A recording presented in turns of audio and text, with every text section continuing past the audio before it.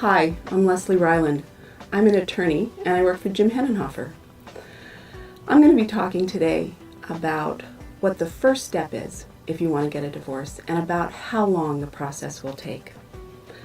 The first step in getting a divorce is finding a good family law attorney. You really need to feel comfortable with this person. Finding a good family law attorney is a lot like finding a good doctor or a good therapist. You need to have a good fit with this person because you're going to be spending the next 6 to 12 months with your family law attorney going through the process of getting a divorce. And you're going to share with your family law attorney intimate details that you probably don't even share with your friends. Exactly how much money you make, what you spend your money on, intimate personal details about your life, how you are as a parent. And if you're not comfortable with your family law attorney, it's going to make it really a much more difficult process. So talk to friends, go on the internet, do some research. If you have friends in the legal community, talk to them as well. Those are all good resources. And then, once you've narrowed down your choices, interview a couple people. Somebody might look really good on paper, and you get into the interview and it turns out whatever that chemistry is just is not there. And you'll talk to somebody else, and yes, you're comfortable. So that's the first step. The second step is working with that attorney to go through the process. Getting a divorce is a process. It has a beginning, a middle, and an end. At the beginning, you and your attorney are going to work together to put together what's called a petition for dissolution. That's just a long way of saying, I'm asking the court to give me a divorce. That petition is going to contain information like the date you were married, the date you separated. It's going to list your children if you have some, their ages, whether they're boys or girls, who they're living with. The petition is also going to include important information like what's the community property, what do you think is separate property, and how you want the court to divide the property up. You'll also be telling the court if you want child support, spousal support, if you want the court to make custody and visitation orders. If you're a woman, the petition will also let the court know if you want to restore your former name. If you don't include that on the petition, you can always do it later. But those statistical pieces are an important part of your divorce. That's the beginning. Your petition will then be served on the other party. They'll have a chance to respond and include their version of the statistical information. Then you'll get to the middle of your divorce. Once you've filed the petition and the response has been filed, you're going to have to provide a lot of information to your attorney. In California, parties are required to exchange what are called preliminary declarations of disclosure. Once again, fancy words.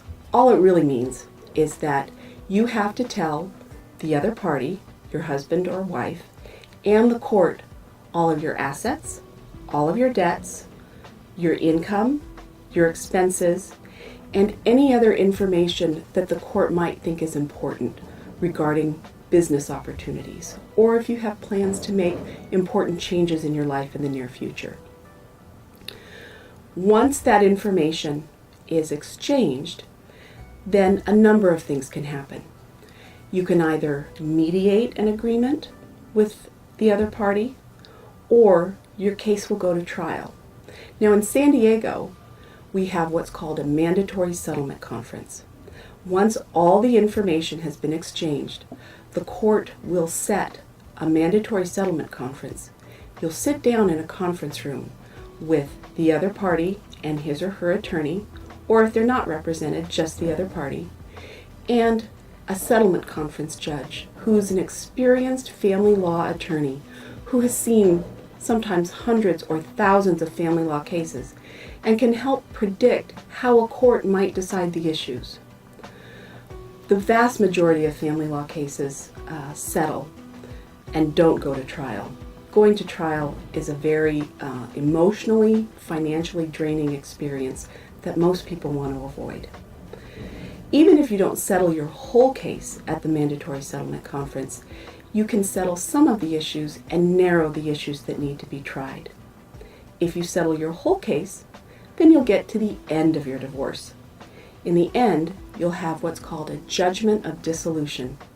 What the judgment does, once again, it's a document that has statistical information on it.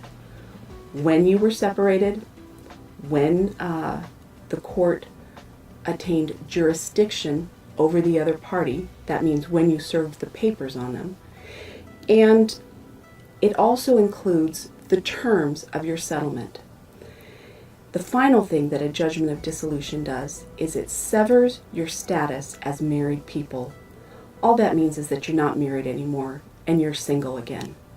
But that's an important date moving forward in terms of your legal rights and your responsibilities.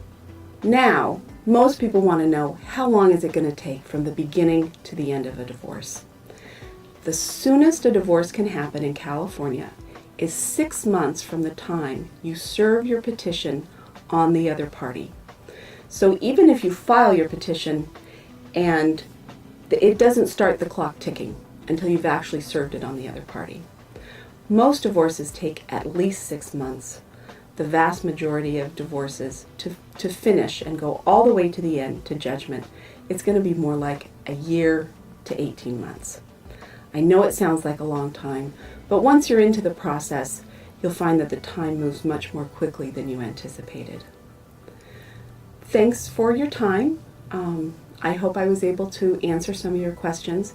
And if you have any other questions, please feel free to contact me. My contact information is on the website.